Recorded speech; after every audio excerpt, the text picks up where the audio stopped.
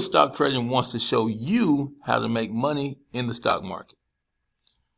Be a successful investor and make money from anywhere in the world you choose to be. Travel more.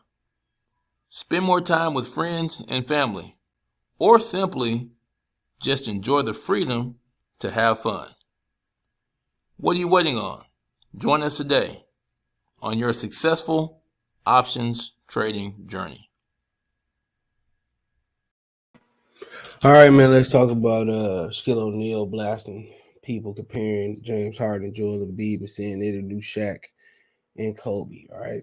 So he got a podcast with Spice Adams. Spice Adams from Detroit. He the one that do all the funny stuff, bro, on social media, man. Former football player, man. He went to Penn State, played for the Bears a couple years. Hilarious, bro. Hilarious. I'm gonna put him on the screen for a minute. This is co-host.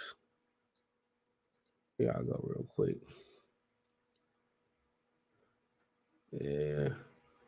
My man's right here. I didn't know him and Shaq had a podcast. His co-host, man. Yeah, hilarious. This dude is funny, bro. Super duper funny. And he's played in the league for a while too, man. Yep. He played in the league for a while, but here we go. Nonetheless. So you know how Shaq's sensitive and stuff of that nature, man. But it says Shaq blast, Shaquille O'Neal blast people who comparing Joel Embiid and James Harden to him and Kobe Bryant. It's on the latest episode of the Big Podcast with Shaq and Shaq's co-host Anthony Spice Adams asks Los Angeles Laker legend if he's willing to crown Embiid and Harden next Shaq and Kobe. No, Shaq responded at the 46 minute 30-second mark. Adams then asks O'Neal if Philadelphia 76ers duo has the potential to reach his and Kobe's level one day. Not at all, Shaq replied. Quote, we won 3 out of 4. He continued, no, no, no. He said, no, no, hell no. Not after 1 year. Me and Kobe had 8 years of damage together. Not even close. Stop it. Listen. No, no, F no. So, I mean, you know, that's his opinion, bro. I'll follow this real quick. That's his opinion. That's his opinion, bro. I can't knock his opinion, bro, but I agree with him. We so quick to prematurely crown these dudes, and they looking good too, bro. Like, I ain't gonna lie, they looking good. And if they able to put a championship up there, then maybe I'm really starting to listen to the footsteps. But yeah, him and Kobe and Shaq was dominant. They was dominant. I remember one playoff run. What was that, like 0-1 when they played Allen Iverson, bro.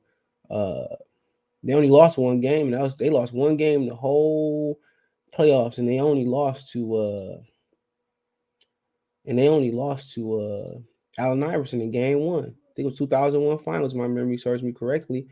They lost one game. They lost one game, and that was to Iverson, and then again everything else was domination. Everything else was pure domination. So yeah, they was a different type of dominant.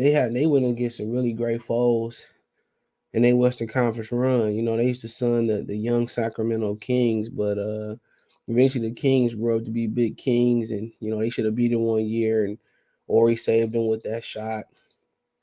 You know what I'm saying? So yeah, they had hell of a runs. I lived that.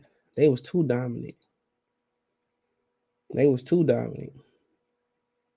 Too dominant. I ain't gonna lie to y'all. So we see what they can do. And Embiid is a dinosaur out there. Even I don't say a dinosaur. He's a monster out there but you know he kind of is a dinosaur because there ain't too many other big fellas who can walk into bubblegum, who could defend and be offensively dominant and dominant on both ends, bro. You know, Jokic's offensively dominant, but he not dominant on the defensive end. So he like one of a kind. Carthy Towns most years dominant on the offensive side and defense. You know, he really ain't give you nothing. That'd probably be the next maturation process for him. But Embiid is a dinosaur. You know, back in the day, Shaq and them had to go against, you know, guys all the time that can walk into bubblegum. They had to go through David Robinson, Tim Duncan most years. Kevin Garnett, Vlade Divac was solid, older Savita Sabonis, but he considered like the greatest international player. He probably would be the greatest player from overseas or foreign player had he been able to come over early to the league. You know what I'm saying? He would have been considered the best. So, they had to go against some dudes, man. He talked about how big country, you know, gave him some issues. Played for the Vancouver back in the day, the Grizzly franchise they known as right now. So yeah, it was hella talent back then, bro. Hella talent, man. And I'm probably missing some people too, man. So I mean, they dominated a Western Conference that was scary. That was after like Mike left. And they put it all together fast too, man. Like, they got rid of that next one, but they put it together fast, man. Glenn Rice was a great fit. Eventually, Rick Fox, Robert Horry.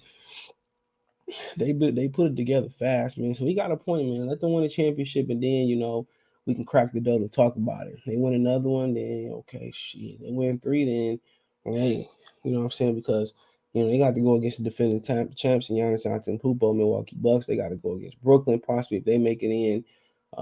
Like Tyler Kyrie-ish over there. They got to go through Cleveland, looking pretty good. Miami, Chicago, ain't no hope. I mean, you know what I'm saying? And we know Joel Embiid get tired in the playoffs. We know James Harden don't perform in the playoffs. So it's going to be interesting. Everything going fine and dandy for him right now. Everything is meshing well. They highly low lucky. They playing Candy Land, and ain't nobody flipping over the board and winning together. And you know what I'm saying? Everything is looking kosher. But since the All-Star break, when did Harden come back? I think the Knicks was his debut. So they played the Knicks. They played the Knicks again. The 76ers, they barely beat them. They lost to the Heat.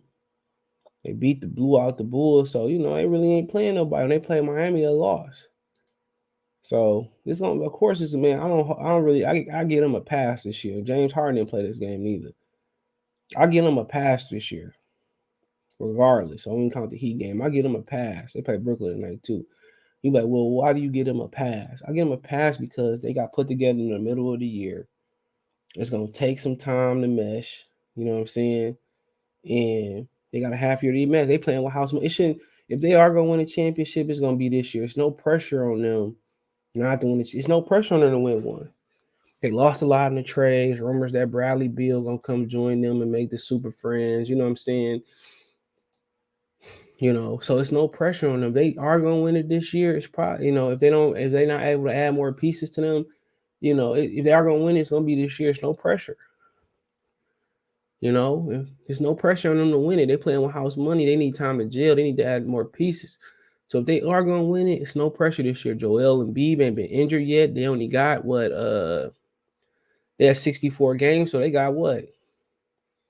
They got less than 20 games to go. So if they're gonna win it this year, if Philadelphia gonna win it, it's gonna be this year, unless they able to form a super duper team. So I agree with Shaq. Let me know what you girls and guys think. Check the NBA Talk playlist out. Thumbs up the video, share the video, subscribe to the channel. That subscribe button is the bell icon button. Hit all notifications, increase your chance of notification. We go live and drop a video. Like I said, check out the NBA Talk playlist too. If you want to make a financial donation, Cash App, $ CJ Good 313, Venmo CJ Good 313, PayPal link description. Appreciate the love and support. Let me know what you think about Shaq, what you think about the 76ers. Peace.